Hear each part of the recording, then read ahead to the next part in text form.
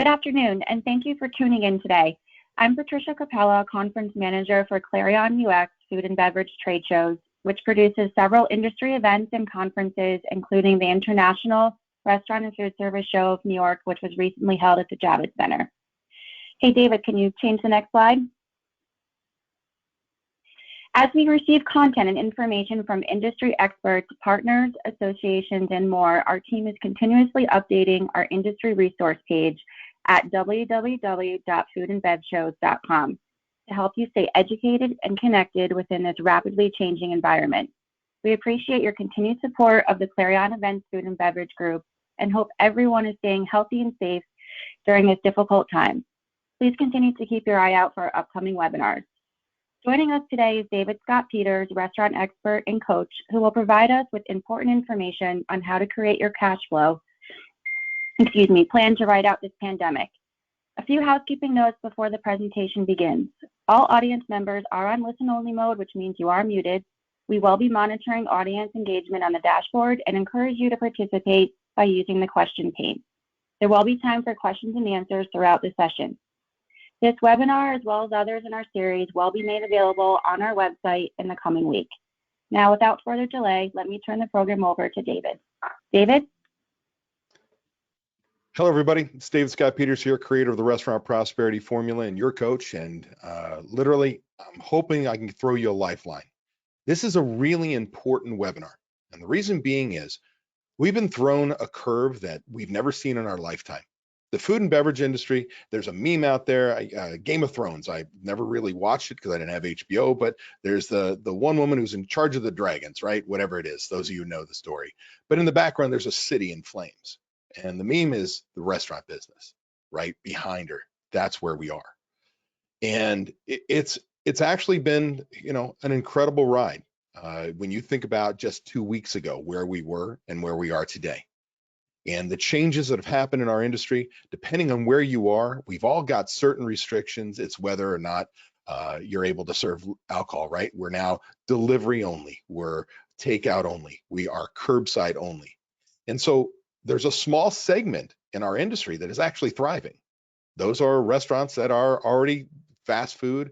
They've got drive-throughs. They've already been doing delivery, and they are booming. But the vast majority of us are literally trying to figure out what to do. And if you look on social media, LinkedIn, Facebook, so I'm an old guy, that's where I spend my time. The video messages are heartbreaking because this is the week that a lot of restaurateurs are starting to make the decision to either close for good or close just to get through the pandemic.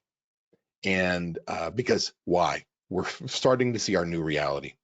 So what are we working on? Today's webinar is about creating your cash flow plan. This way you can figure out whether you can survive this pandemic, whether or not as the new plan, the bailout plan that has come. I was very hopeful that it was going to be incredible, and for the first time in our lifetime, the hospitality industry would be a part of the bailout. And I was extremely disappointed. What was the major piece behind it for us was that we could borrow more money. Well, what if operating and trying to stay open, you dig a hole that is so deep that even if you go borrow money, it doesn't make any sense to continue in that way, right? And a lot of us, we don't have any certainty. Is it worth taking that loan? Do we believe that the government is going to give us some sort of bailout? Do we believe that we can change our sales volumes to at least keep people working? Well, we've had a taste of reality for the last couple of weeks. And depending on where you are in the country, again, it's whether or not the difference is whether you're able to sell alcohol. And even if you are, really, what kind of percent of sales will that be, right? Our lives are changing all the time. So what we've got to do here is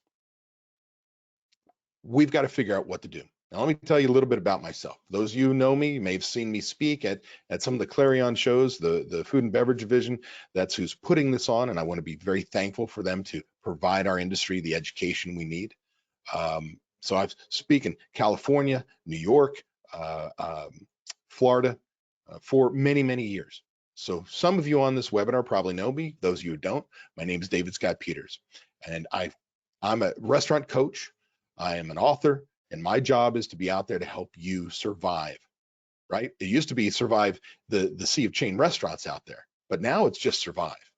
So I grew up my family's restaurant and catering business back in Linwood, New Jersey, where I've worked for the toughest manager I know. Has anybody worked for your mom? If you have, you know it sucks. I hated every minute of it. My mother treated, rode my sister and I twice as hard as everybody else, said there'd be no favoritism. Why? Because the moment I would do something different or wrong, people say, "Oh, you are only able to do those things. You're only in that job because you're related," right? So it really sucked. I hated it. But she did me a favor. Every job I had after, I elevated quickly after because I had a work ethic like nobody else. So I really owe her. Now, payback's a bitch. She works for me now, but that's a whole nother story.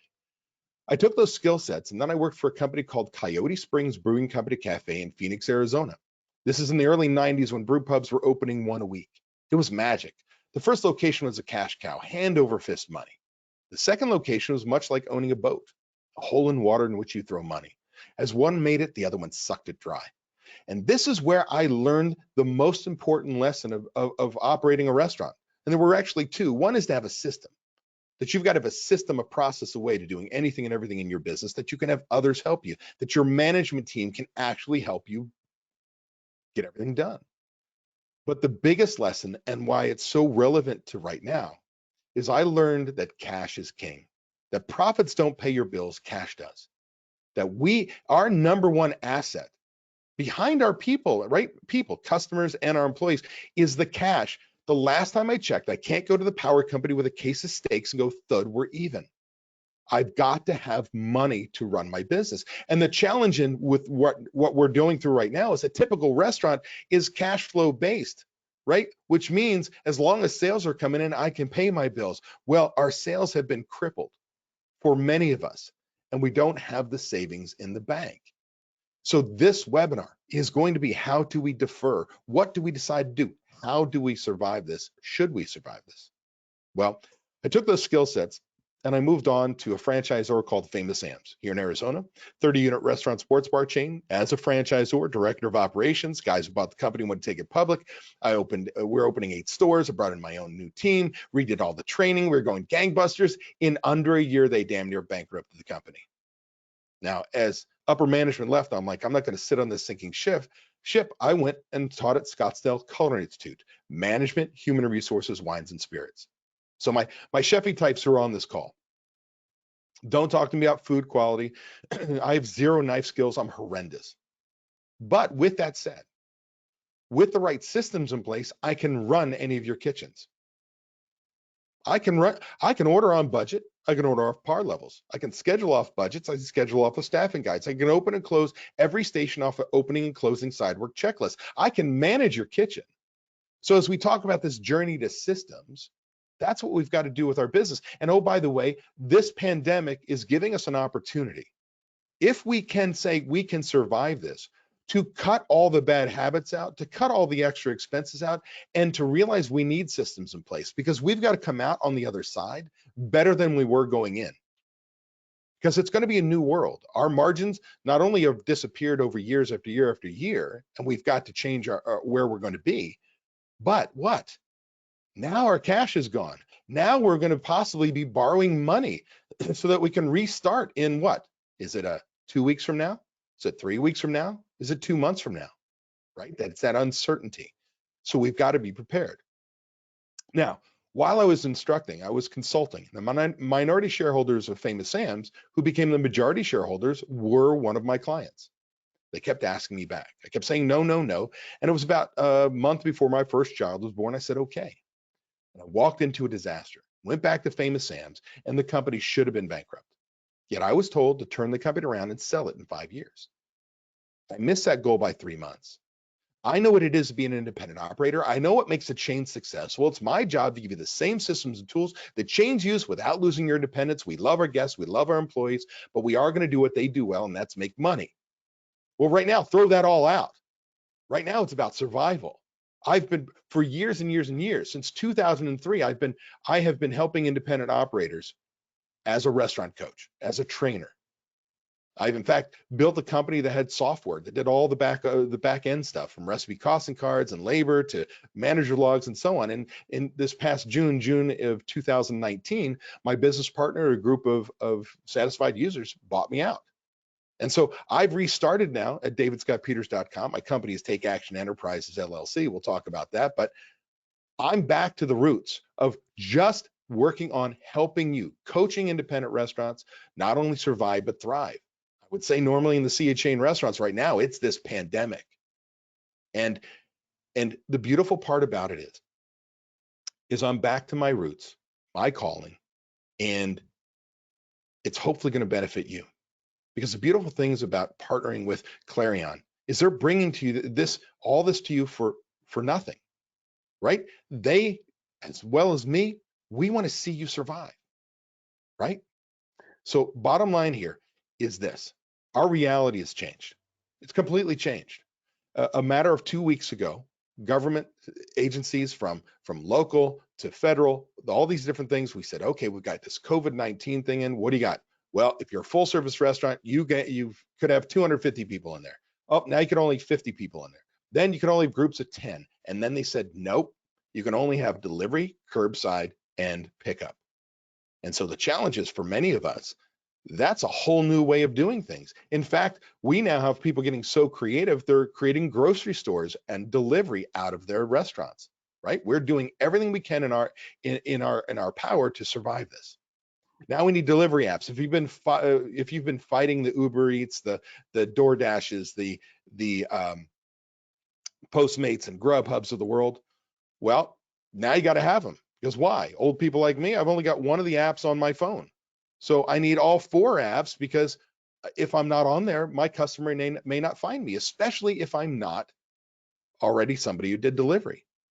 And then we say, well, I need online ordering. So I'm calling my POS dealer and saying, hey, what integrates with my POS system? I can't have a 90-day integration. I need it right now, right? We start doing these things. We start looking at our packaging, right? I'm seeing a lot of that now. We realize that styrofoam isn't so good. Yeah, it's fine for leftovers when the food is already cold, but you put out a burger and French fries in a styrofoam container, it gets delivered. It's like a rainforest in there, right? It destroys the integrity of the product. Soggy fries, soggy bun, just horrendous.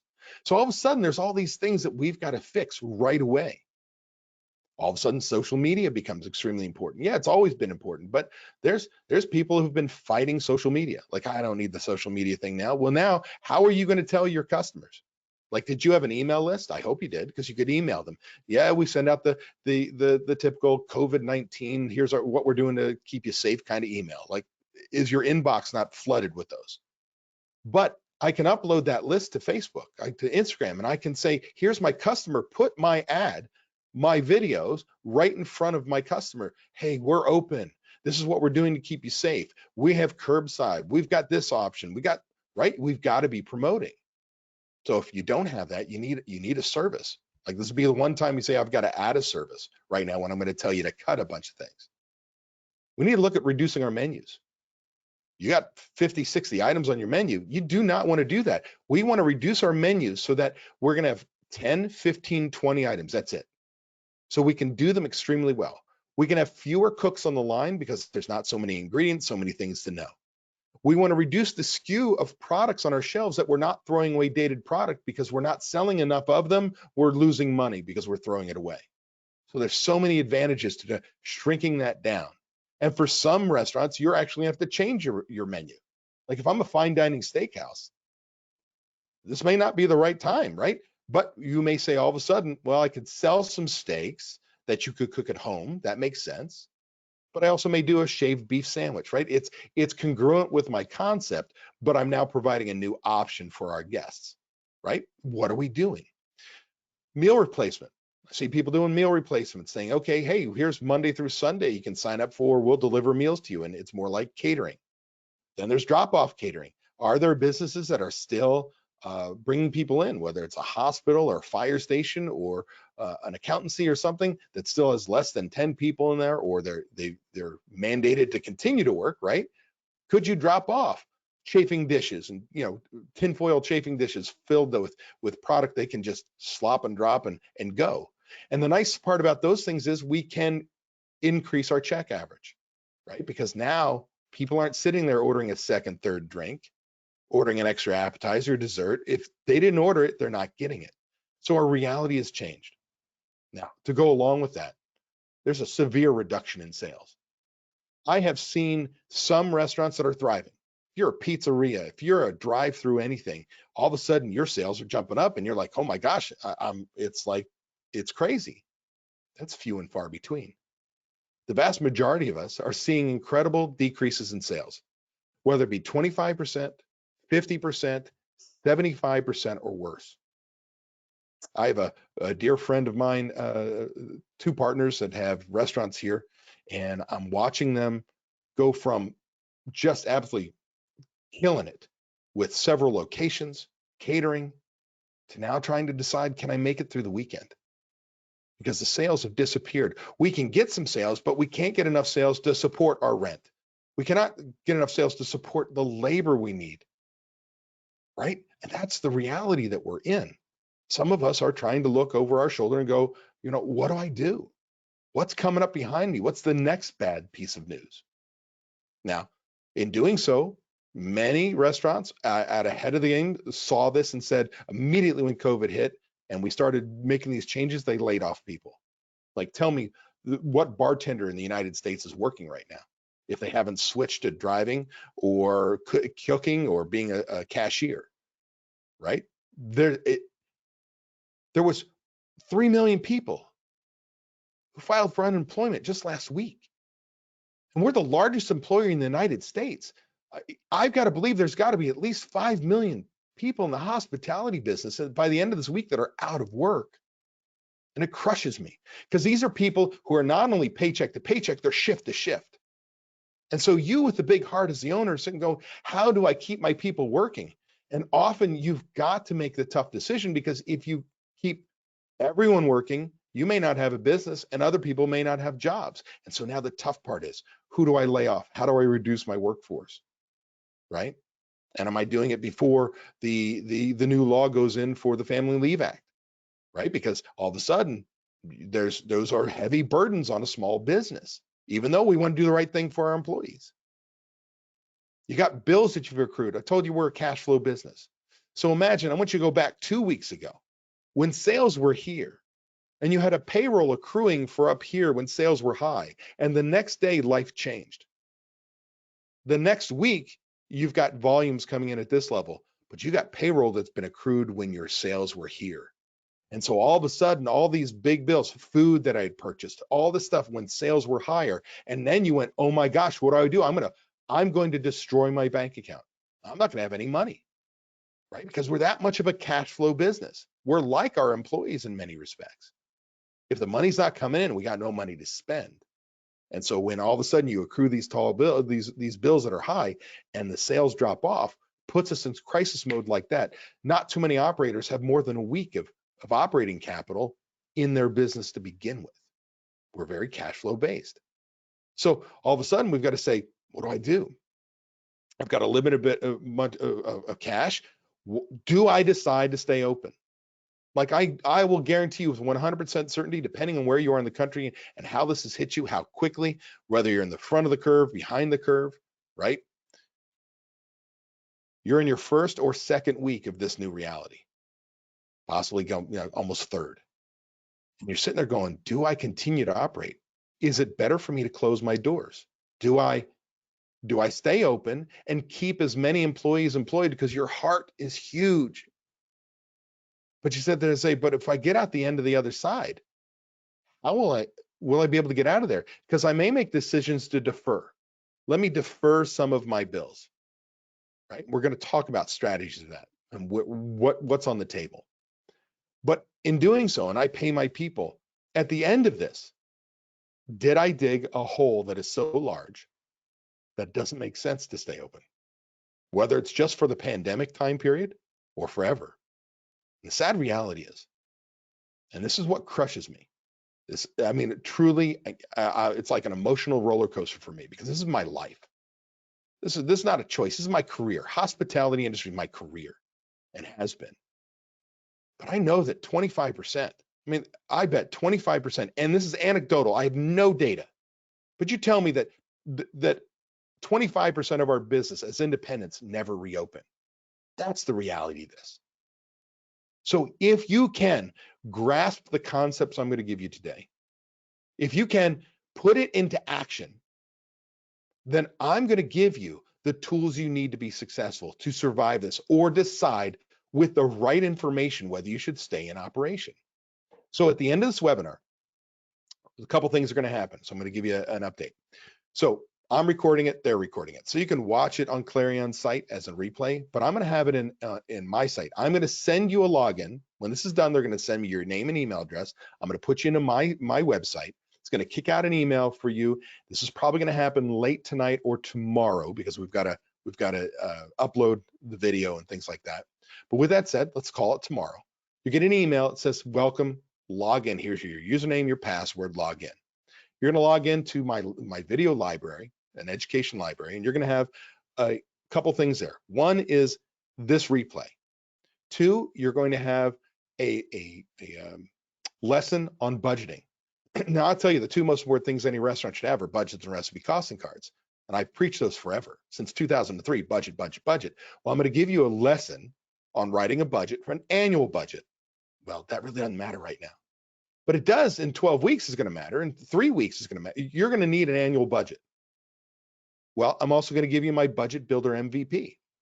That is a spreadsheet that is a Google. So you got to have a Google Drive. So all you need is a free Gmail account. If you're not hooked up on it, you're going to copy it from my drive to yours, and you've got it. So you can write your budget. And I pay programmers to program in the background. I can't do software, but it's going to act like software. And when I say I can't, I've got to non-compete with my old company because I built a software company. But this is going to be an incredible tool to make it easy for you. And I'm going to give you a video demo on how to use that. Then I'm going to give you a new version that I created this past weekend. I spent hours upon hours, added a section down below of Budget Builder MVP, a 12-week cash flow version. And that's what we're going to go through today. Because what matters? Do I care about what's going to happen in December? No. I want to know, can I make it 12 weeks from now? Can I make it 10 weeks from now? Can I make it 4 weeks from now? How do I make that decision? And so be on the lookout tomorrow afternoon, because we're 3 hours earlier than some of you on the East Coast. We're Pacific time. I'm in Arizona. So sometime tomorrow afternoon at the latest, you'll have that login. So here we go. Now, at any point in time, if you've got questions, once you type it in the chat window, we're going to monitor that. They're going to break in and ask those questions. So I want to make sure that you feel comfortable you can ask questions. So here we go. Before we get into spreadsheets, we've got to understand the importance of budgeting in the first place. And if I were looking at an annual budget, which is normally what I would teach, the fact of the matter is, there's a couple things we've got to think about. Let's say this paper right here is my profit and loss statement. When do you get that? 15 days the next period? Get it 30 days, 60, 90 days? I've seen worse. But let's say you get it 15 days the next period. What does that P&L represent? What do we do as operators? We look for the last page. We find the amount of money we made or lost. We throw it on the desk and go, oh, crap. What does that profit and loss statement represent? The past. Can anybody here on this webinar, can you change the past? No, it's too freaking late. But it's important. But a budget is proactive, and I'll tell you why. Tell you, for instance, so I'm 53 years old. This past St. Patty's Day, well, I'm now 2 years old because I survived a minor heart attack. Don't worry about me. I'm breathing. I'm good. Stents, all good. But I'm going through a midlife crisis. So I go out and buy myself a two-seater. I get myself a Nissan 370Z Nismo. Like, it's so small that when I drove it to Vegas once, got out in the valet, as I got out, the dude's like, you fit in that? I'm like, great, thanks for calling me fat. But anyway, no, I'm a pretty big dude. So I came out, I'm saying, yeah, it's fun. It's a zippy little car, man. And it's a blast. So I want you to picture this two-seater, this fast 370Z Nismo, and I'm going to hand you the keys. I'm going to tell you right now, you're going to drive my car. But there's two conditions.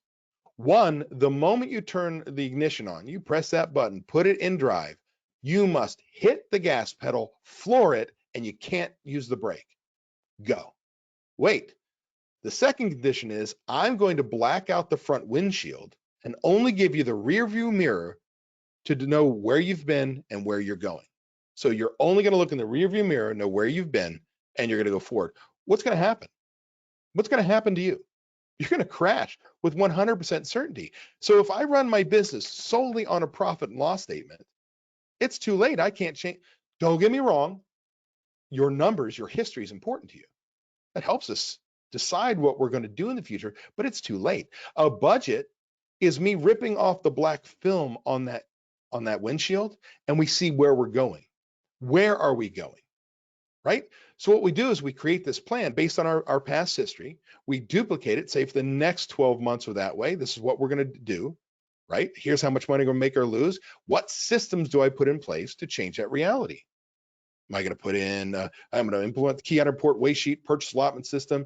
We run on a 38% food cost. Now I want to get it down to 35 overnight. Nope, I got to train my managers. Month 2, we're going to drop it down. Need a new menu, and you start to create what month that's implemented, what you're going to do, what systems you're going to put in place, and how you're going to achieve those numbers. It's your plan for success. A budget is a proactive management tool, and that's what we need.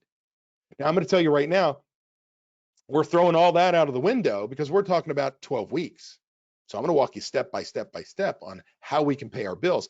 And oh, by the way, I don't really give a hoo-ha about whether you're profitable the next 12 weeks. Can you pay your bills? Right? Profits are paying taxes. Cash is for paying bills. And that's all I want to do. I want to survive. I'm not looking to make a profit. I'm looking to survive, keep as many people employed as possible, keep my customers loving me, keep adapting to this new reality. Because as leaders of your business, that's what you're supposed to do. Now, I will tell you, industry average, they don't matter. And in fact, throw everything off the table. I don't care what it is. Nothing's average anymore. Anything that you have done in the past is now on the block. Do I continue to do this or get rid of it? Do I continue this or do I get rid of it? This, for some of us, is a brand new opportunity to kind of reopen our businesses. Look at every business practice we have and say, is it helping or hurting my business? And let's change it right now. So in the negative, the positive part of it is you get to analyze everything you've done and say, do I continue in that manner? Because everything's on the table. Now, before I get into the spreadsheet side of things and walk you through step by step, there is one number you must know to have any chance to make money. And this will be important when you create this 12-week cash flow. The number may not be able to be hit, but I still want to go through it because it's what we want to try and shoot for if we can. And that number is called prime cost. The one number you must know to have any chance to make any money. That is the one number you must know to have any chance to make money. Well, to old timers like me, we used to call it controllable expenses, in the control of management. Now I hire, fire, train, utilize my people, purchase product, utilize that product. It's a manager's report card because they can't control whether you drive a Maserati out of the business, but they can control who shows up, how long they work, when they go home, product that's purchased, whether it's wasted, stolen, spoiled, how it was used, right?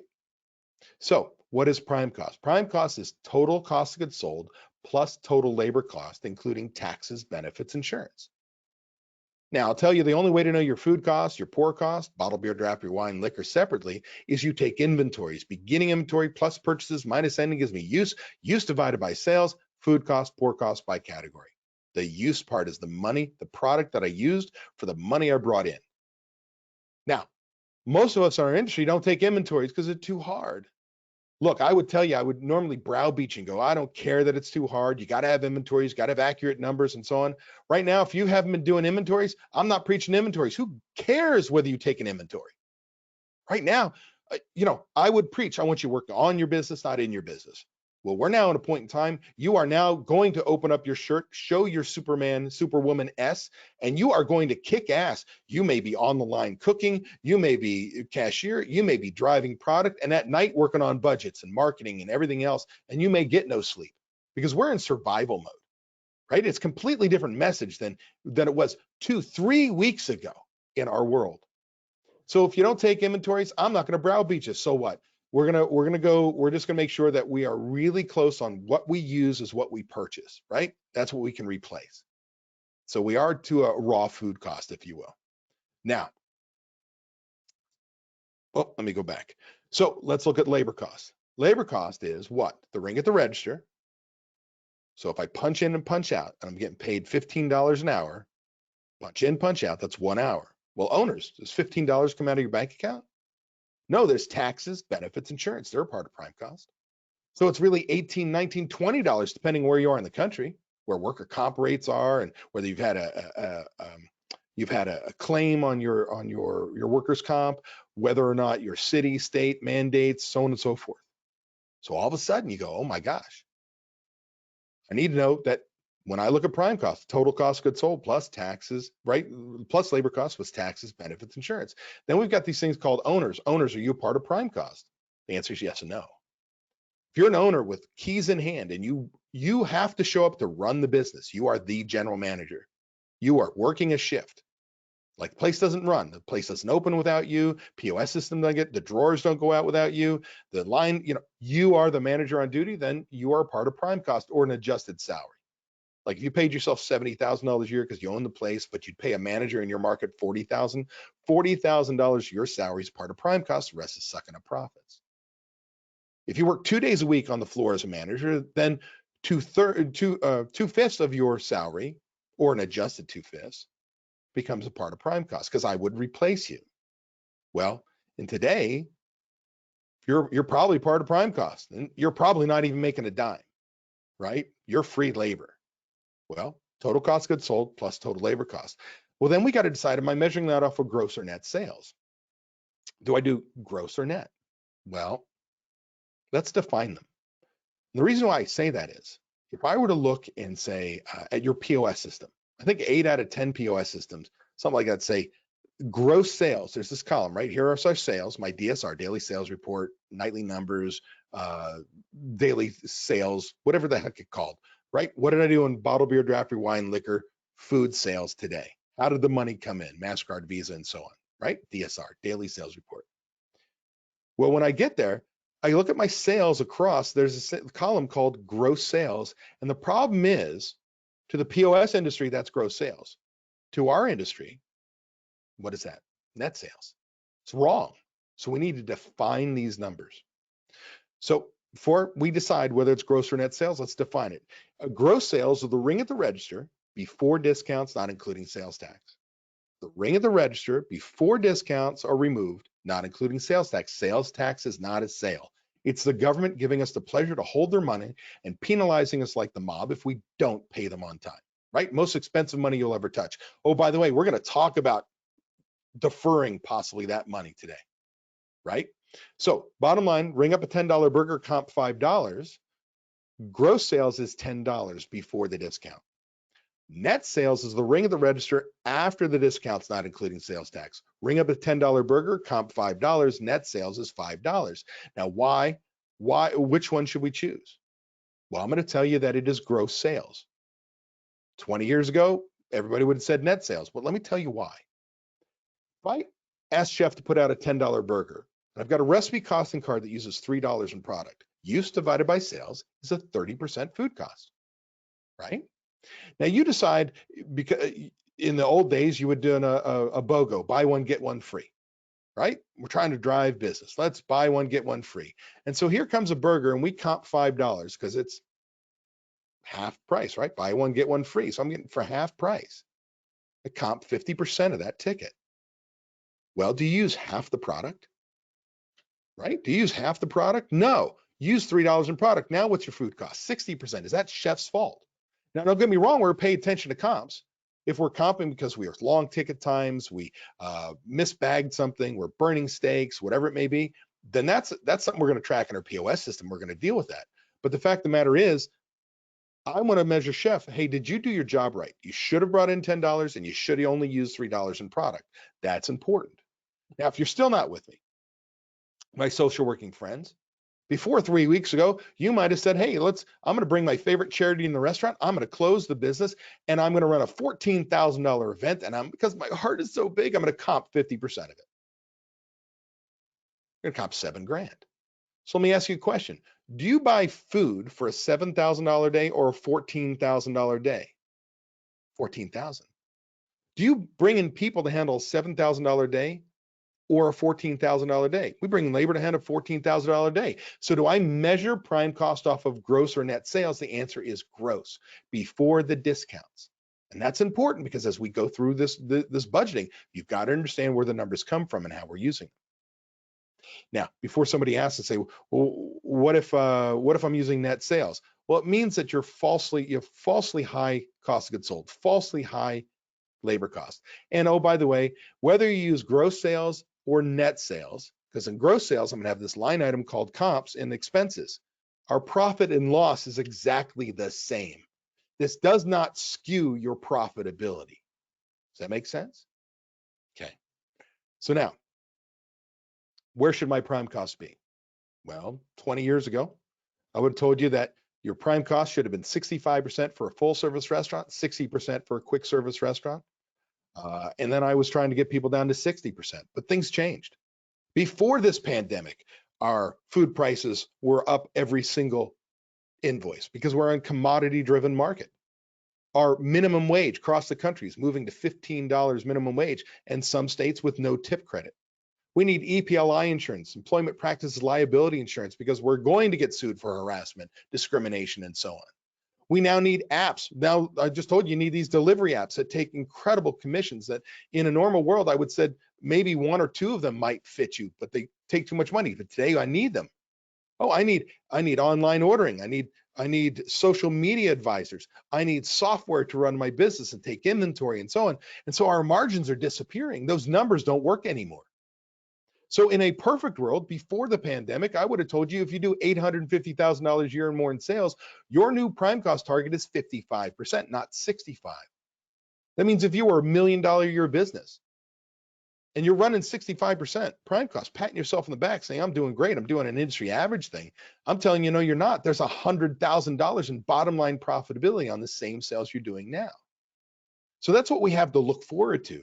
Now we're going to look at it and go, I'm going to tell you, you might run a higher prime cost right now because all you're trying to do is break even.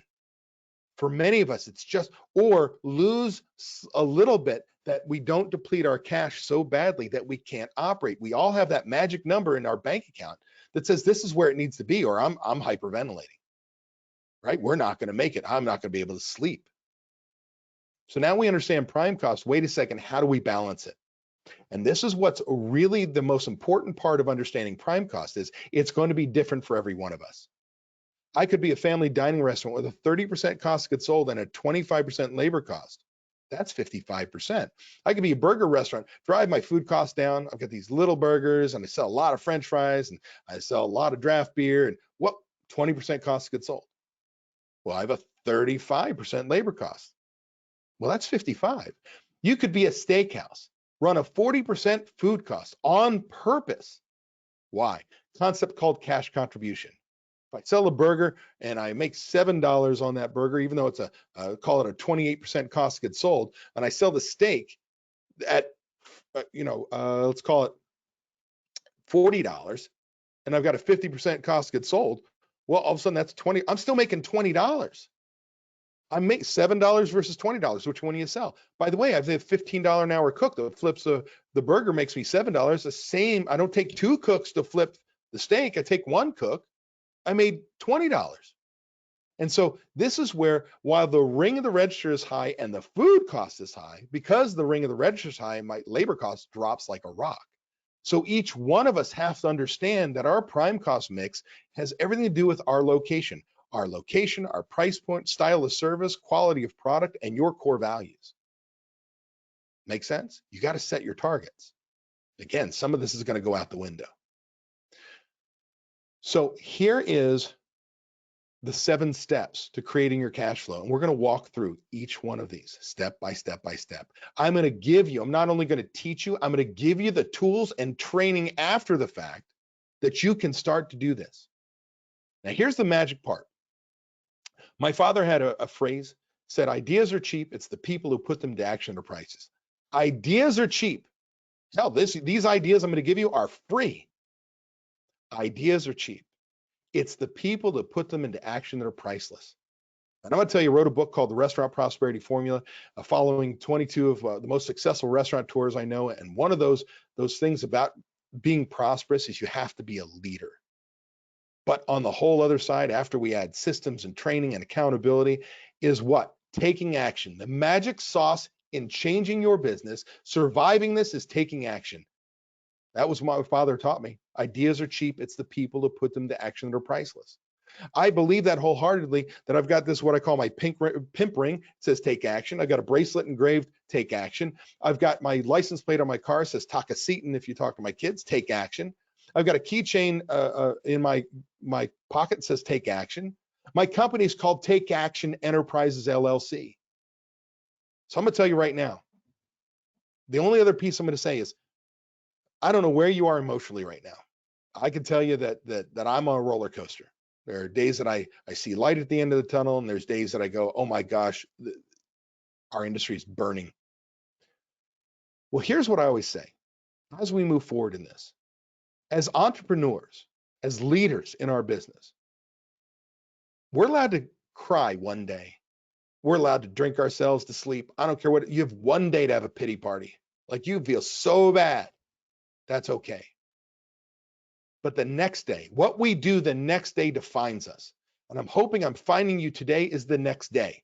You are on this webinar because you want to do the next thing. You want to take action. You want to change your reality. You want to survive, or you want to make the decision that it's best for you to shut down, whether temporarily or for good. That you want to quantify those results along with our core values and our gut, because it's an unknown. So the key is taking action. So here are the actions we're going to take. We're going to, number one, start with a good month. So when we start this process, we're going to go back and we're going to look at what is a normal month before, right? Normal was just 3 weeks ago, what its life looked like. We're going to build a cash flow based on a normal month, but we're going to do it weekly. So if I had a $120,000 month, I'd be $30,000 a week. Send that out. Expenses, cost of goods sold, all those things, sales mix, all the same. Then we're going to create our new reality. We're going to say, hey, maybe I'm not doing $30,000 in sales. I'm expecting a 50% drop, or I know I've got a 50% drop because I've now operated 2 weeks in this new reality. I'm doing 15,000. I'm not selling bottled beer, draft, wine, liquor anymore. I'm 100% food sales. Even if I'm allowed, nobody's buying it. My labor cost, I'm taking managers and they're no longer salaried. They're now hourly for 2 reasons. 1, so that I can control my labor cost. 2, I can reduce their wages for now. Everybody's got to pitch in to make sure everybody, as many people we can employ as possible. And they're no longer exempt from overtime because I got them doing line position jobs. And then I'm down to cooks, and my bartender's been furloughed, and right, you go down the list. Then we look line by line by line at every expense we have. Like, are we gonna have bands anymore? No, bands are gone.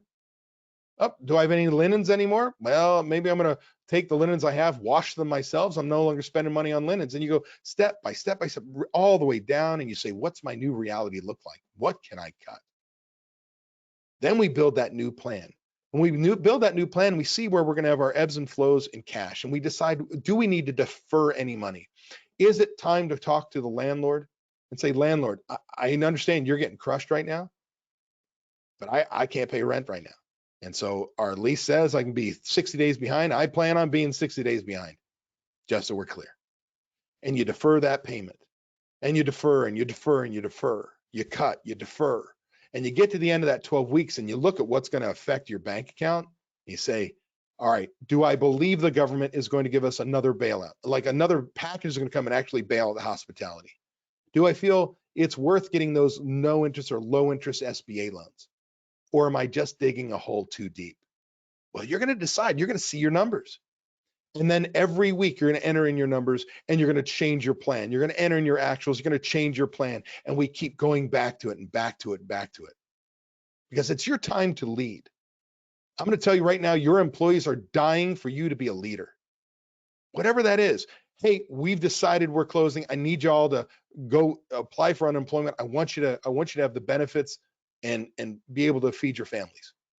Hey, we're going to do this. We're going to cut labor to here, and this is who I can keep employed, and this is what we're going to do. Here's our plan. They're dying for you to tell them what's going to happen. Uncertainty is grabbing them as well. And then you got to execute your plan. So let's move out of the PowerPoint into this.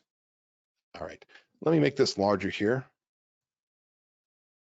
All right, hopefully everybody can see that font. If you cannot see the font, do me a favor, type in the chat, and Amy or Patty will tell me that I've got to make the font larger.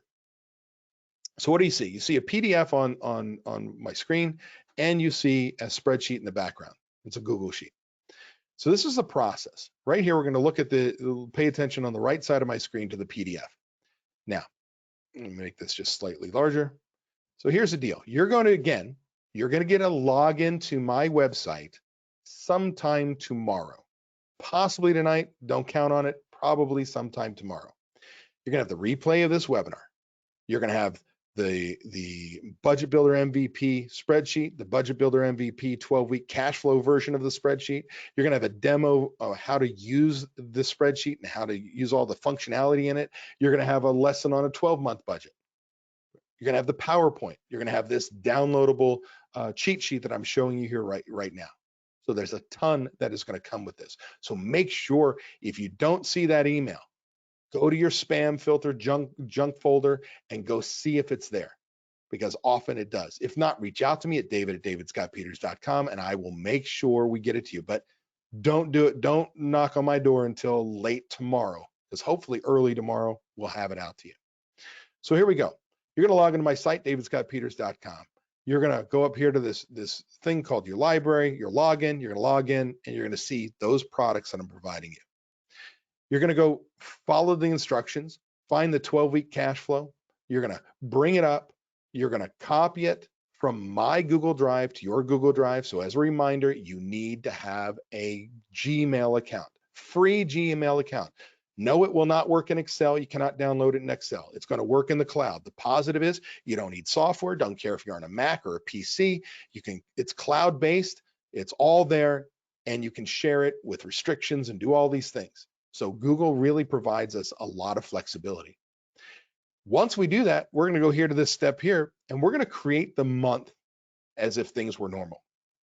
So if we look over here on the left-hand side of the screen, you're going to see this would have been $128,000 a month. Okay. Now, as I go down, I look at my sales mix. In this case, and column D, I was running an 87.5% food mix. For every dollar it comes in, 87.5% times 22,000 says I would have brought in $107,000 in food sales. Now, you're going to notice I've put some of these cells, I've made them yellow. Why? Well, the new reality is I'm probably not selling any Bev liquor, bottled beer, draft beer, wine. I can tell you to local.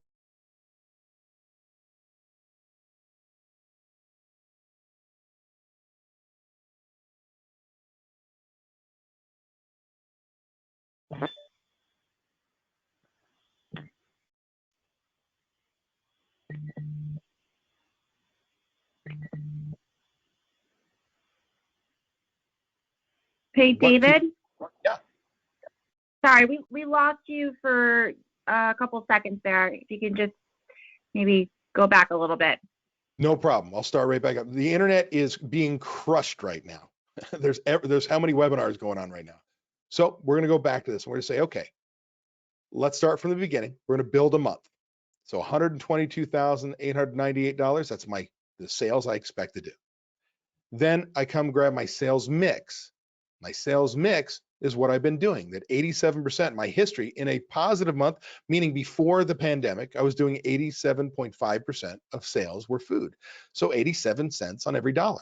So 87.75% times 122 says that I'm going to bring in $107,000 in food sales.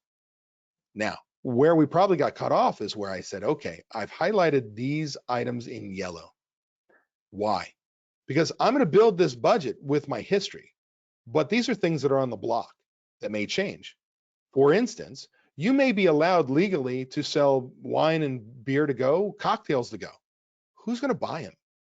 Like, Even if, are we now 100% food, like these are on the block, or is now my wine sales 0.25% of sales? My bottled beer is 0.25 to sales. Like it's so small that this history does not matter. But we want to start somewhere. We got to create a, where were we, where are we going? Next, we come down to our cost of goods sold. In this case, I've been running a 26.5% food cost, 26.5 times $107,000. Says here, and cell C33, I'm going to use $28,000 in product, 28.5. Well, we do the same thing going down. This is what I've actually been doing. This is a typical month for me. I don't care about a year. What's my typical month look like? Now, I'm going to scroll down and we're going to look at our wages. Now, again, anything in yellow is on the block. All of labor is on the block right now. So as an owner, I was paying myself $5,000 a month. My management was making $85,000 salaried fixed cost. My hourly management was 2.5%, cooks were 10%, and so on.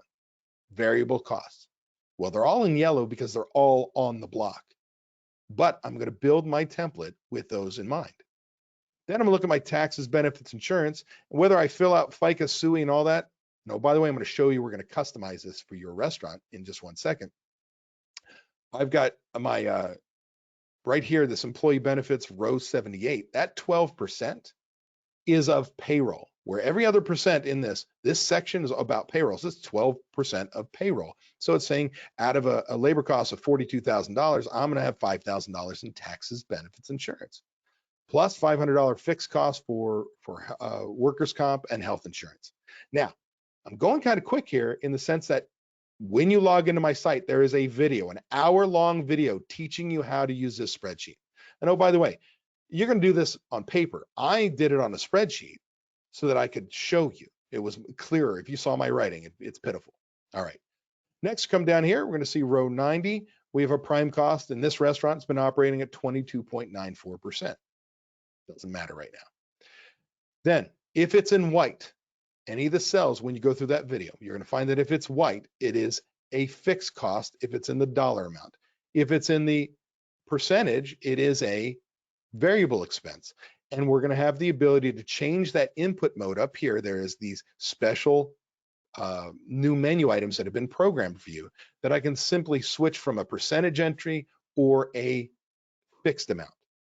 And by clicking this on that cell, it'll flip it and it will flip the equations. So you don't have to be a spreadsheet geek like me. It'll do it for you, okay?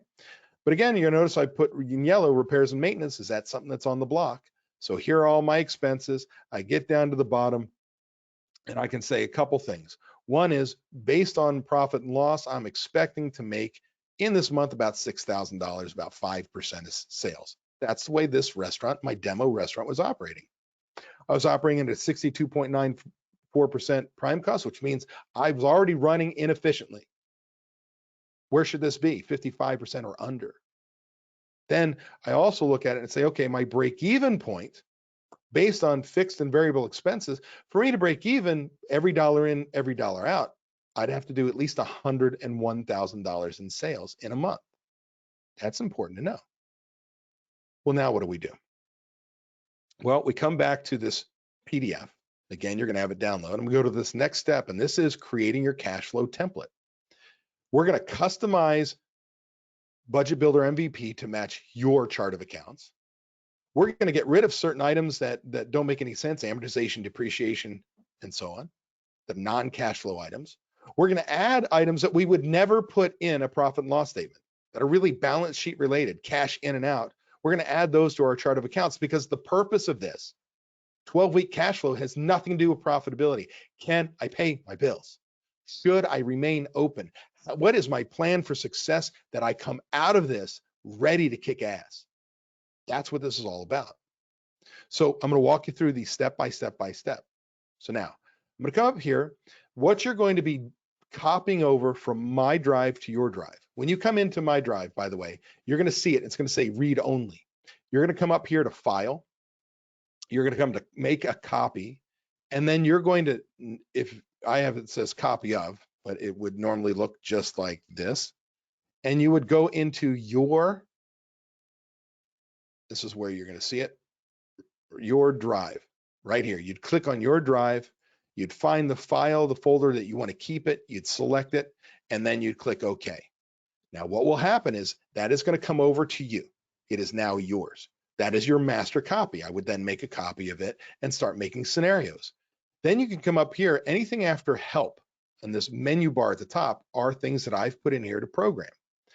Well, you're going to click on any one of them. And what it's going to do is Google is going to bring up a message saying, hey, you need to authorize, give permission for these scripts to operate. It's trying to protect you, that you're not doing something incorrect. Somebody didn't do something malicious. You'll say yes, choose your email address, and now this will be completely functioning. If you don't do that, you're going to go, hey, why doesn't this work? So there are instructions when you log into my site that tell you this. So now, what do? Let's first customize. Down below, when you go, there's budget report. There's this new section called bills owed, not new to you, new to me, right? So this is only in this 12-week cash flow version, but the setup is the same in both. Now, what we're going to do is we're going to type in the weeks right here. This was set up to be a 12 period, any from 1 to 12 or 13 period accounting. So I could do a month or a quarter for a budget. I could do a year, calendar year, or 13 period calendar accounting cycle. Well, we want 12 weeks. So you're going to put in and literally just type in, I'll just type in over this. You'll see that's all I've got to do. I'm going to Control Z to bring that back. What weeks am I forecasting for? Then you're going to change your chart of accounts. So if you have food and you have no bottled beer, draft beer, wine, liquor, all I would do is delete it. Okay, I'd come over here and I would delete this. Then if I come over here and I've got my different positions, if you're a quick serve restaurant, you would edit them. Now here's important. Notice these checkboxes in column H. Any of these checkboxes, when you put a checkbox in it, that means it's a part of prime cost. So remember my manager is part of prime cost, but is my owner a part of prime cost or not? So that's important. That does that for you. Then we come over here and our employees' taxes and benefits, if those make a change, and then you're going to put in your chart of accounts, every bill, the same order you have it in your profit and loss statement, even if they're horrendous, like you're missing things. We're going to make this as easy as possible. Then when we come down to the bottom, I've already deleted amortization, depreciation, interest expense. I don't care about them. But notice in yellow, you're going to add these categories to your chart of accounts at the bottom, like I have. Loan payment. I don't care about how much went to principal balance, how much was interest expense. If I have a $12,000 loan payment, I want $12,000. Miscellaneous. What is miscellaneous? Normally I'd browbeat you, go, there's no such thing as miscellaneous. It's this temporary bucket to put an expense that you talk to your CPA or accountant and say, where should this go? But in this case, for speed, if you've got a bill, you don't know where it goes, but it was paid, it's going to go in the miscellaneous. Like, I don't care whether it's categorized properly. I want this to be easy for you. I want you to just put the damn money in there. Make sense? Sales tax paid. Oh, that would be a balance sheet issue. If my cash would go down and my accounts payable would go down. No, this is all about cash. So I may accrue all this money that I'm collecting in sales tax, and then once a month I pay it out. Well, that's an expense. In this cash flow version, the expense is cash going out.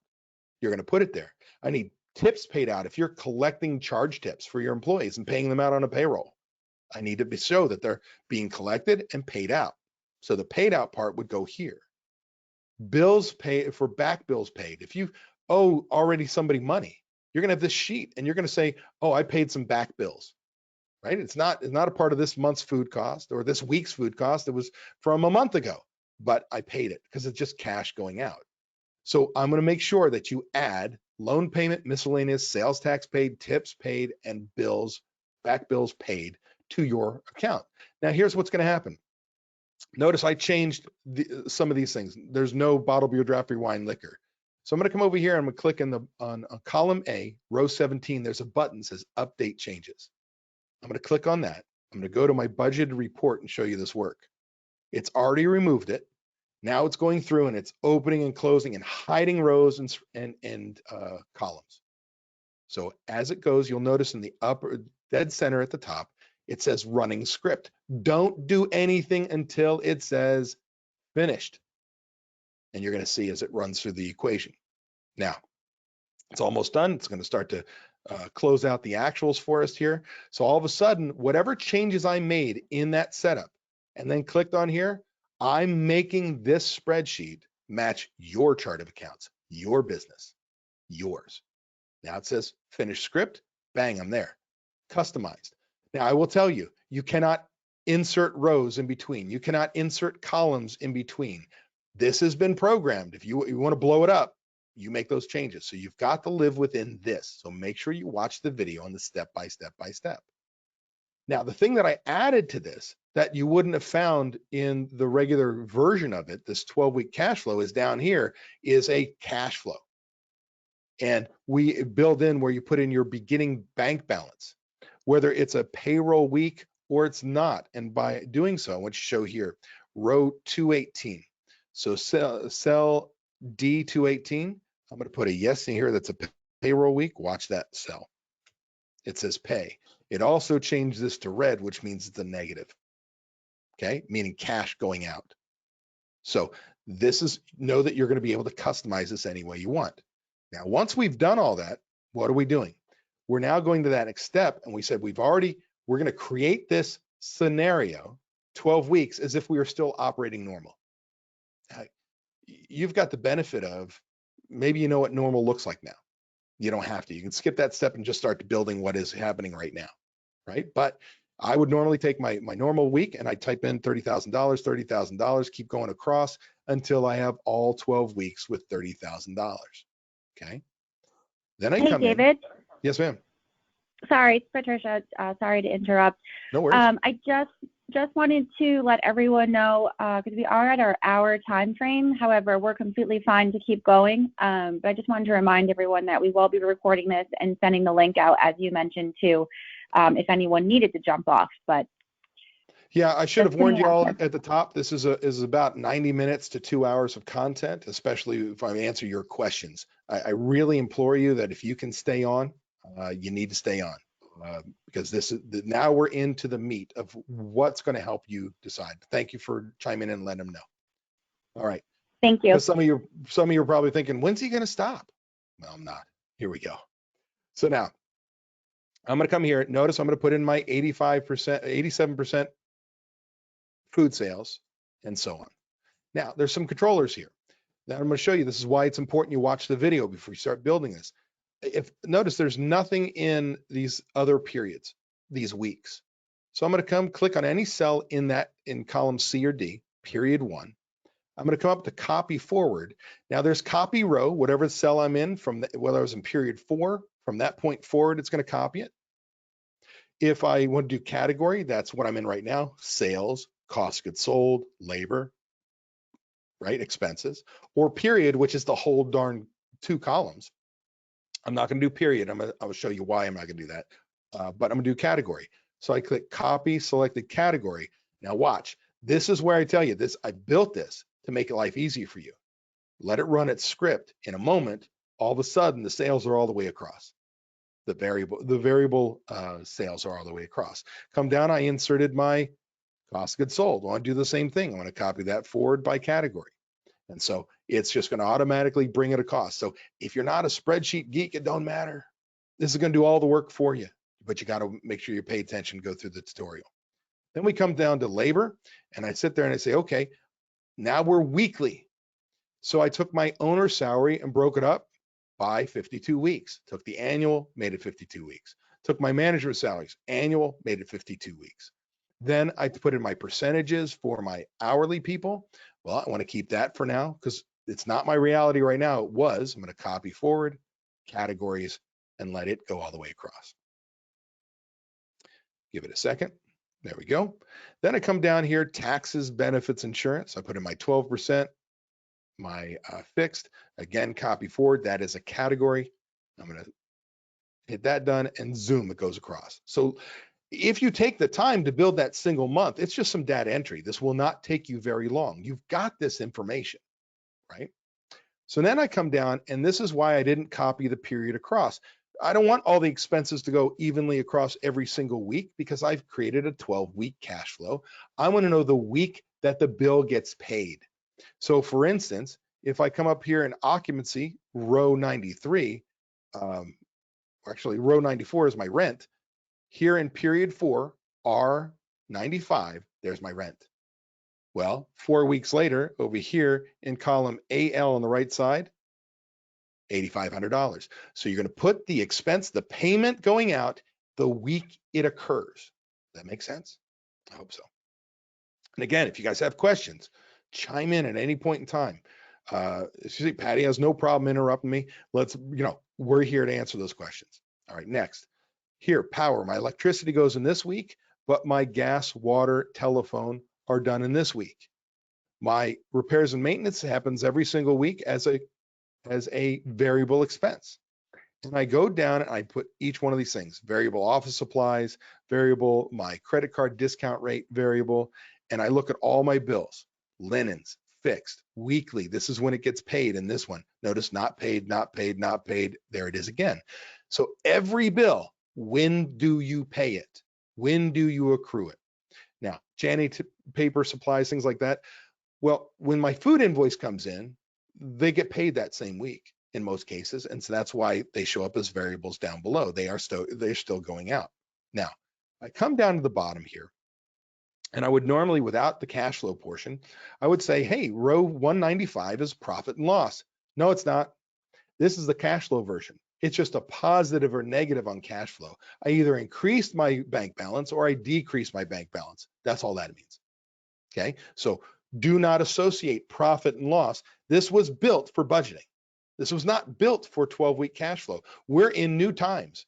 And so I said, working along with a good friend of mine, Ann Gannon, some of you may have seen speak at the Newark show. She's a CPA, restaurant CPA, and she and I worked diligently.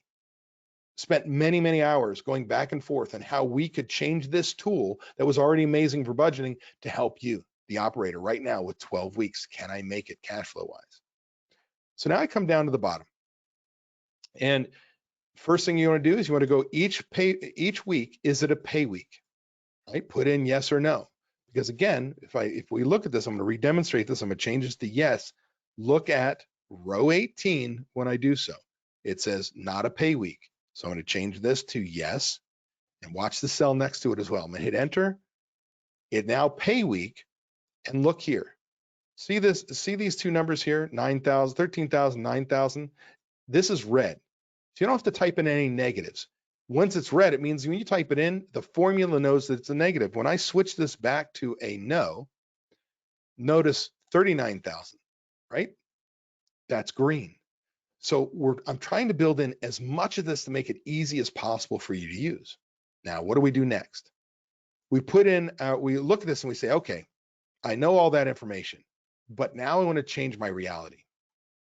Now, what you can do at any point in time, since it is a spreadsheet, gives you the flexibility to come up here, file, make copy, and you can create as many versions as you want.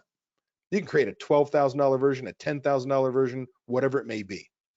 What I've done is I've created a version here I'm going to that is 15,000, that we took a 50% hit in sales. So weekly is no longer $30,000, it's 15,000. That's my new reality. In my new reality, we're not selling bottled beer, draft beer, wine, liquor, merchandise, NA Bev. We're just selling food. We're 100% food. So $15,000 in sales equates to $15,000 in food. You're going to put your new reality in. If you're still selling booze and it's to go and people are buying it, what percent of sales is it? So we can allocate it. Okay. Then we come down here, cost of goods sold. Look, it doesn't matter what it was. It's driving off of just for food. I come down further and I say, okay, I still need to make a paycheck. Maybe I don't, and we'll talk about that. Next, my managers. There's no longer a salaried manager in my world. In my world, to keep everyone employed, and because I want to keep them employed, because when I get back up in the business, I need these people. They're my most valuable people on the team. I've moved them to hourly management. I've decided that 10% of sales is what I can afford. I'm paying them now $15 an hour. Don't care if they were making $75,000 a year. What I can afford right now, which is better than unemployment, whatever that is, right? I'm going to do this. And oh, by the way, they're going to do some line positions. Like it's all hands on deck. We don't know how long this is going to be, but we know it's a finite period of time. This is not forever. We come back out of this. I can move you back, but we all need to share the pain. Otherwise, you don't have a job. Nobody has a job. I'm going to close the restaurant, right? You've got to be able to lead your team. Tell them what's going on. Then I've decided I can spend $10,000 on my cooks. Now, here's the deal. If you look at $1,500, and let's say some of the managers are picking up some cook positions or server positions / cashier now, and you go, that's not enough money. I'm at minimum staffing levels at $15,000.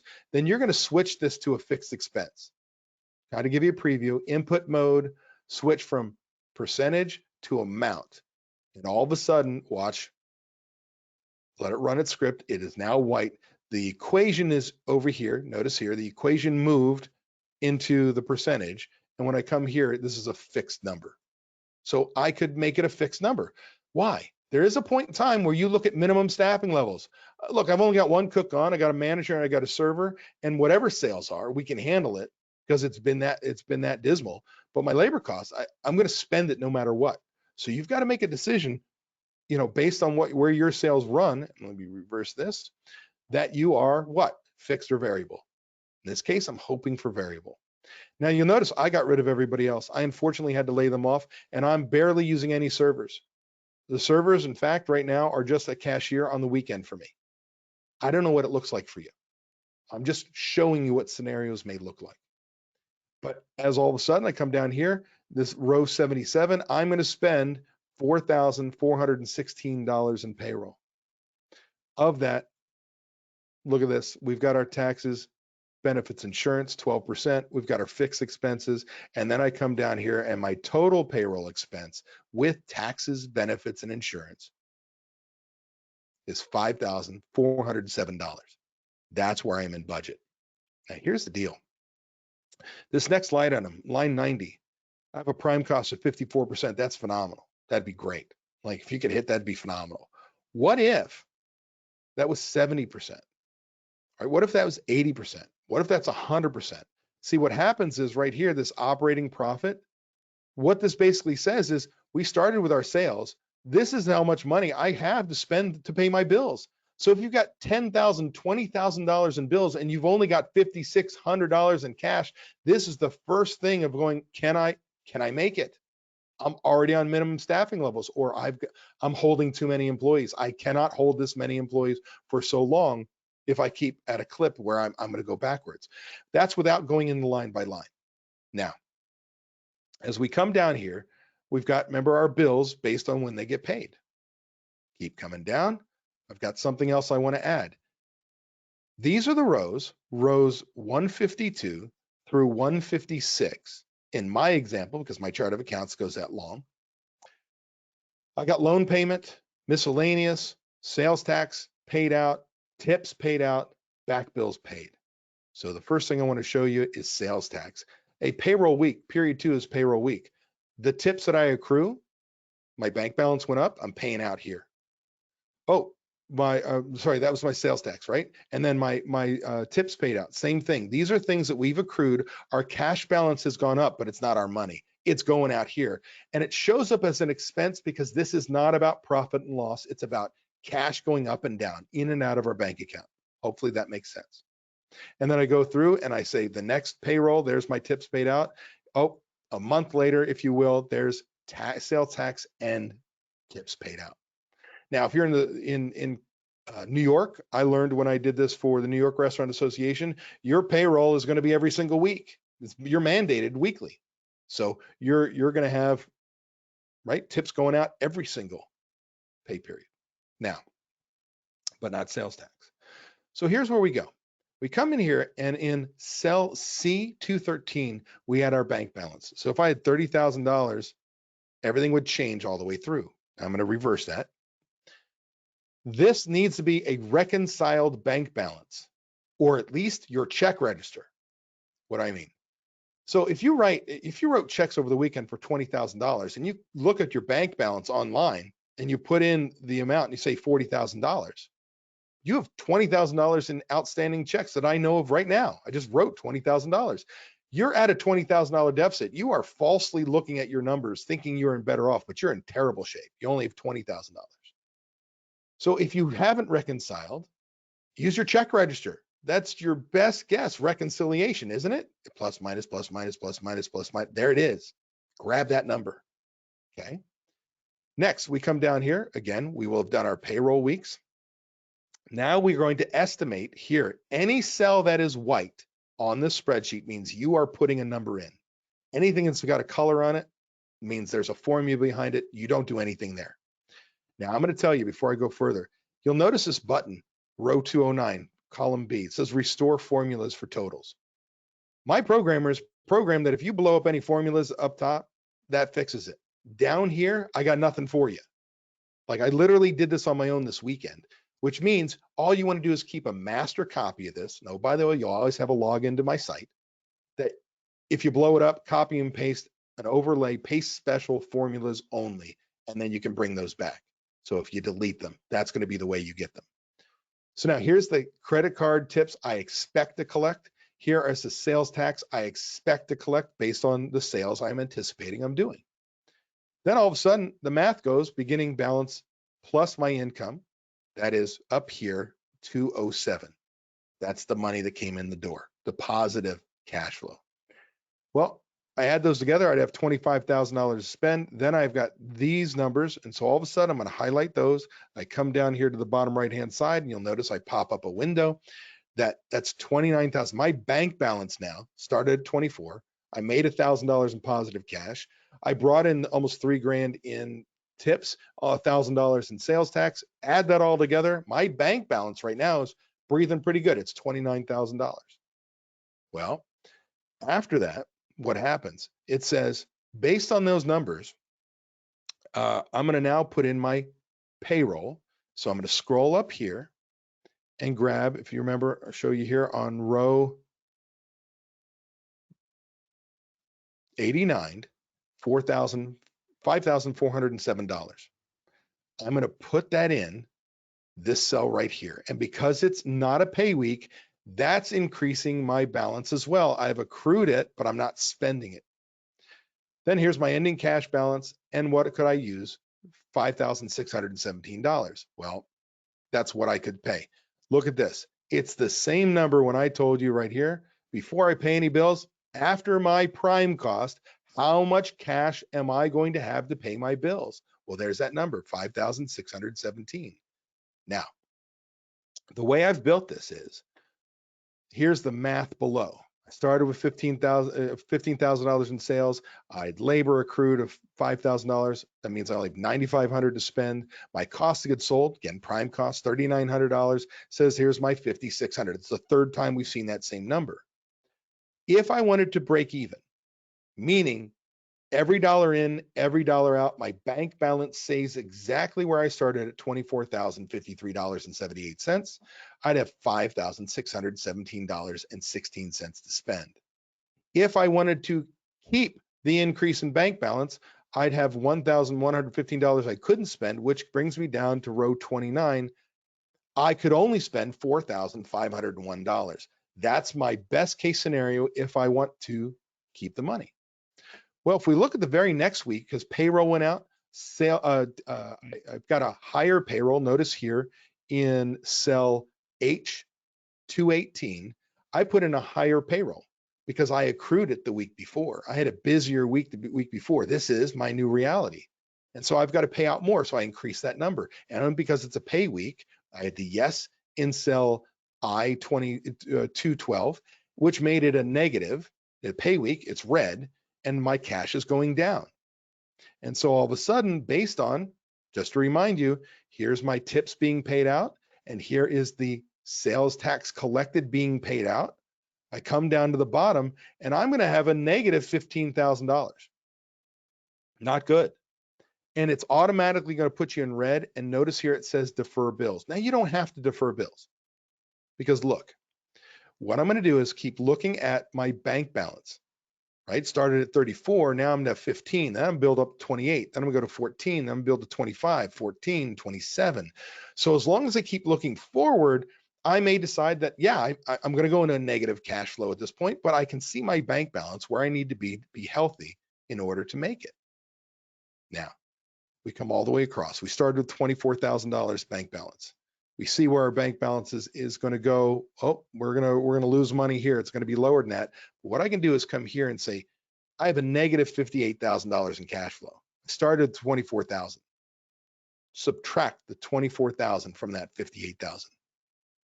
That means I'm going to take a bath. I'm going to have a negative $34,000 in cash flow, right? Can I survive that? I don't know. So now we create the scenarios. What I do is I look at this and say, yeah, I can make this plan work. Maybe I've got to figure out how to do meal replacement, get my sales up, right? Because they're too dramatically low. What can I do? Am I going to do the grocery store thing that a lot of restaurants are doing? What can I do to get those sales up? Because that can bring me breathing room. Well, let's say we can't do anything. That's what it is. It is what it is. I may come in here and say, okay, chef, you got to give me a new menu that gives me a 22% cost of goods sold. Like I need it overnight. Well, you can't do it overnight. So I reverse that. We need, let's say we need at least 2 weeks to get it done. We go to 22%. Then I'm going to come in here, go up to copy forward row. And from that cell on that row going forward, it's going to adapt things. And so that small change going to 22%, when I come down here and I bring us over to our profit and loss, right, we can see the positive or negative effect of each one of those changes. The other thing I'm going to do, and this is what's going to decide. From this point in time, I look at this and say, I need to defer. What do I defer? Well, we first create, there's this tab called bills owed. And I'm going to write down what I already owe. I've already dug a hole. I've been accruing bills and I've got to pay them, because if I were to pay them, let's say I wanted to pay Cisco a little of that money, I may choose right here, my bills paid line 156, that I'm going to put $500 out, right? That's going to reduce my cash. It's a back bill. It's not food costs, it's a back bill. So I create this plan. But let's say I look at this and I get over here and I know that in my business, that if I reach $15,000 in my bank balance, it's crises. Like it is very difficult. That is too low for me to pay my bills and operate based on cash coming in and going out. I need to run at least a $5,000 higher balance, 20 grand. Well, I'm going to come up here and I'm going to start to make a decision. So a nice part about this is this is a spreadsheet. So I'm going to come here to rent. I'm going to copy this, Control C, come over to bills owed. I'm going to type in rent. I'm going to paste that. Let's say that was March. Okay. Now I'm going to come back here and I'm going to delete this cell, or actually put 0 in. I'm going to right click on it and there's this thing called comment. I'm going to click on comment. I'm going to say deferred rent. Okay. I still owe it, but then I can come down here and see the effect. It says, okay, that $15,000 bank balance next week is now 23, just by moving that one rent. So what do? I start to put in a plan together. I say, where do I start? Number one, sales tax collected, money you should never play with. Well, depending on the state you're in, many states are giving you a kind of a penalty-free, pay them in the future, June, July. And so all of a sudden I'm going to keep their cash. I still have to file my report. Make sure you check with your state and what the requirements are and whether they're doing this or not, because otherwise it's really expensive money. I got to pay it. Well, I'm going to pay it in the future. And so I wouldn't make that payment and I put it in bills owed, what I accrue. So I understand when I get to the end, how much money I owe. Next thing I'm going to do, payroll taxes. Never play with somebody's payroll taxes. These are new times. I have to make their payroll, got to pay them. Cannot not pay, right? Double negative. Cannot not pay my employees. But I have to normally pay their portion of their taxes. Maybe I can defer my portion. Talk to your CPA. Is the government giving you any leeway, any penalty-free defer? Maybe I'm deferring both. Talk to your CPA.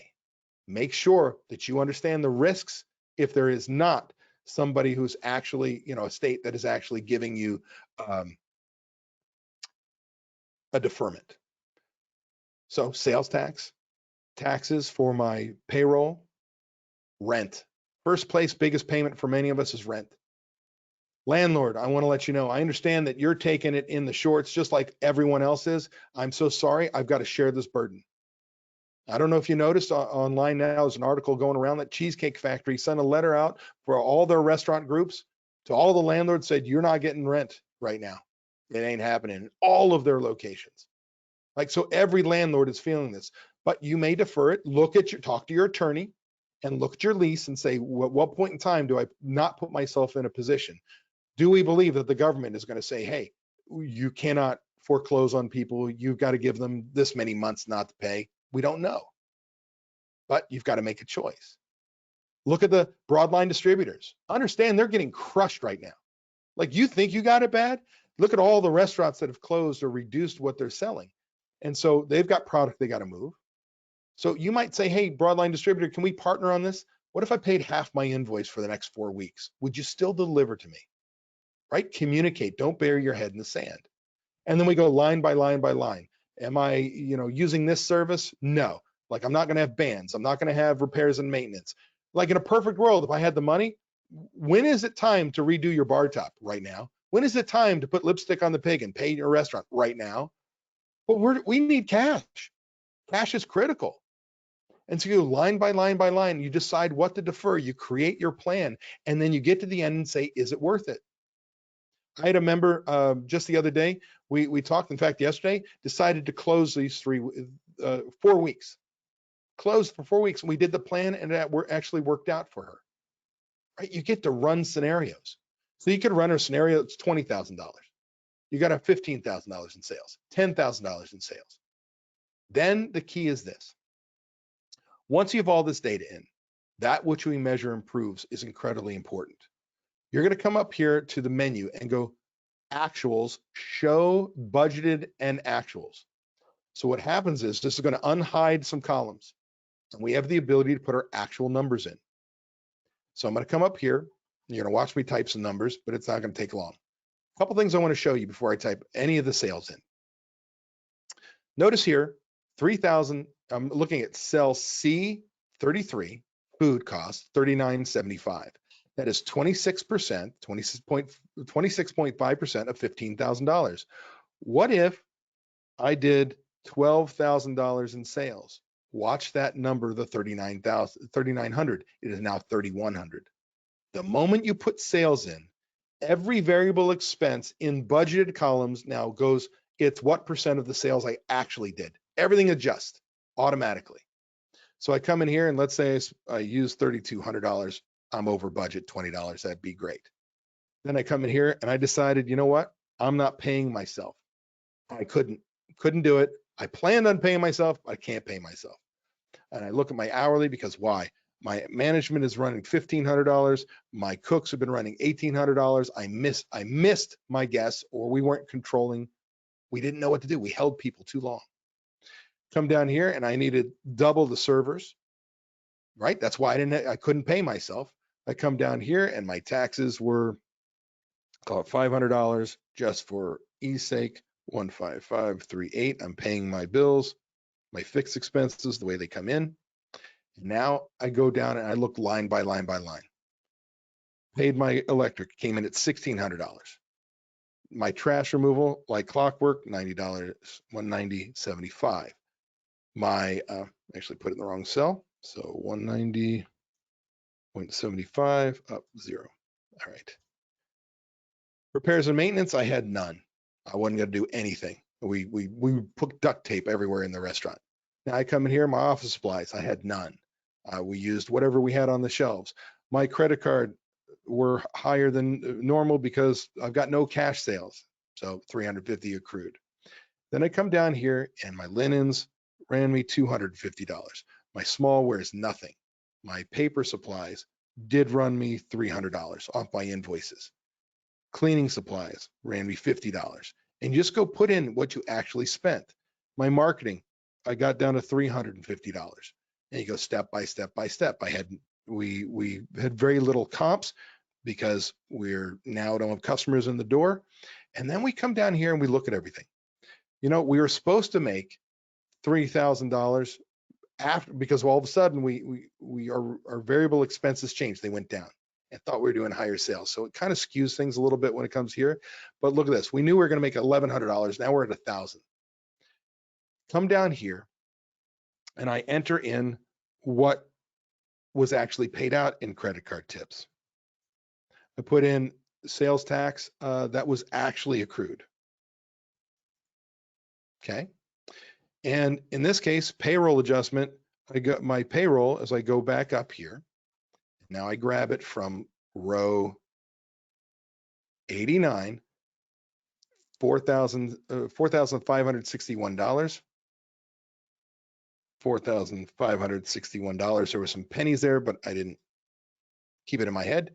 So here we go. I've got this data. Now look at the next week cash balance, $36,000. When I've entered everything, so you can put in bills as you pay them. And at the end of the week, you put in your sales and you're done. I put an X in this column F. So F212. When I put the X in, look what happens to the bank balances. Now it adjusts. It says that's what I thought I was going to do going forward. Now, I want to look at this as one thing again. I come up here, I go to actuals, hide empty actuals. And what you're going to see is, as I come up here, it now replaces the budget for the first week with the actual week. And now I can see my plan forward. What changes do I need to make? Do I need to make a copy of this and create a new scenario? So this is ever changing. Every week you change your reality to what's happening now. And you decide when I get to the end, if I run up payroll or run up sales tax I owe, if I run up landlord money, if I run up all these things and I say, oh, wait a second, things are changing. And I get to week 10 and all of a sudden we've got change. All right, in week 10, we get back up to say $28,000, almost our full 30, right? Business is back up. I change those numbers. I then come down here and I start to add back in what? Where my sales mix was. So I'm going to go back to an old budget.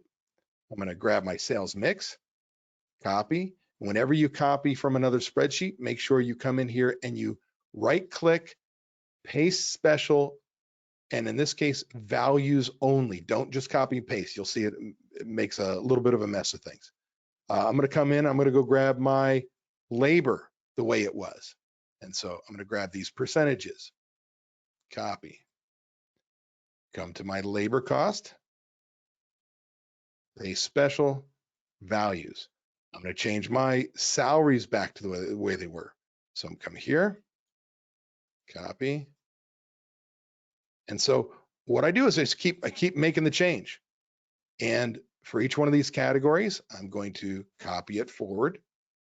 So copy forward category, let that run. Copy forward category, let that run. Copy forward category, let that run.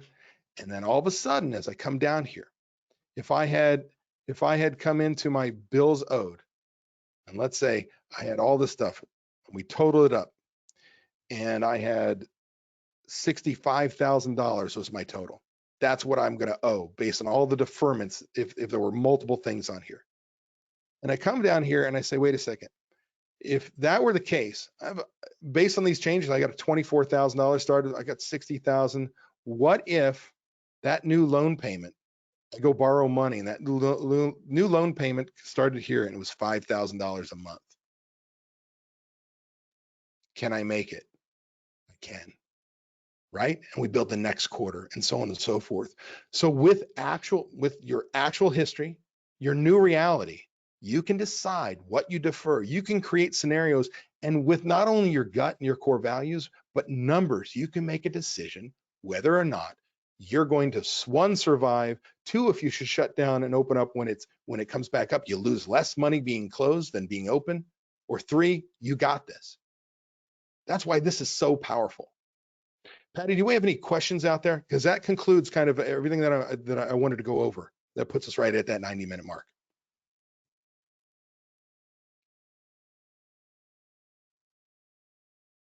Patty, you with me?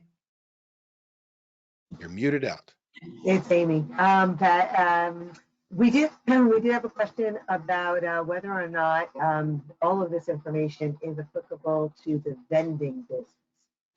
Yes, absolutely. The only difference is your vending business, your prime cost may be a different number. Okay. But the fact of the matter is this will do the exact same thing for you. You put your chart of accounts in, you run your numbers, it's going to do, you could do this with a tire retail store.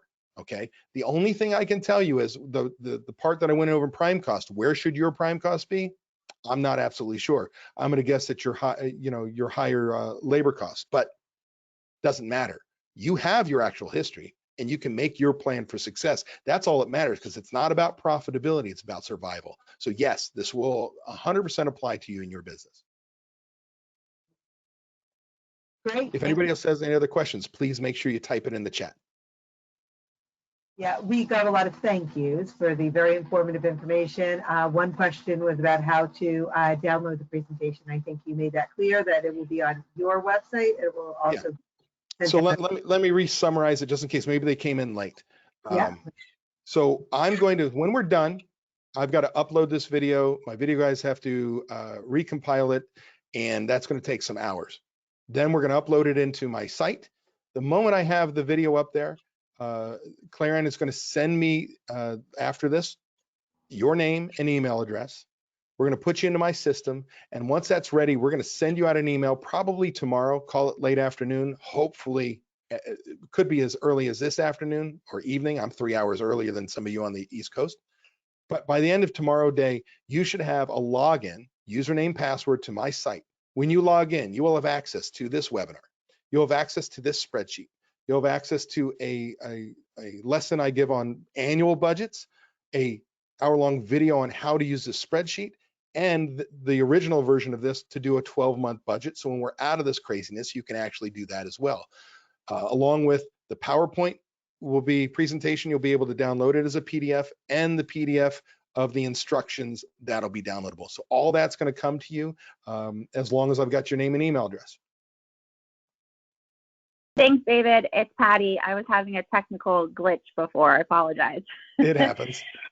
I don't think there's any more questions coming in, as Amy said, just a bunch of thank yous. So I just wanted to reiterate what you just said.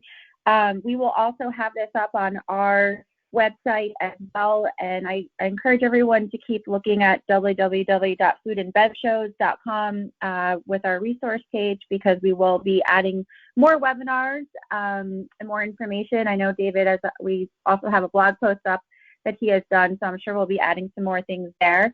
And David, I just want to thank you so much for all of your time today and sharing your expertise with our audience during these very uncertain and difficult times. It's my pleasure. And if anybody needs help, I mean, I'm doing the best I can to help. So let's say, for instance, if you missed this webinar and you're watching the replay and you don't think I've got your email and name, or you stumble on their site, let me bring that back up real quick here, PowerPoint. You guys have a web page that is going to have all this data on there, and it's right here. So if you find yourself after the fact, you're watching this and you got to the end of it, but you weren't on this live webinar, you didn't register.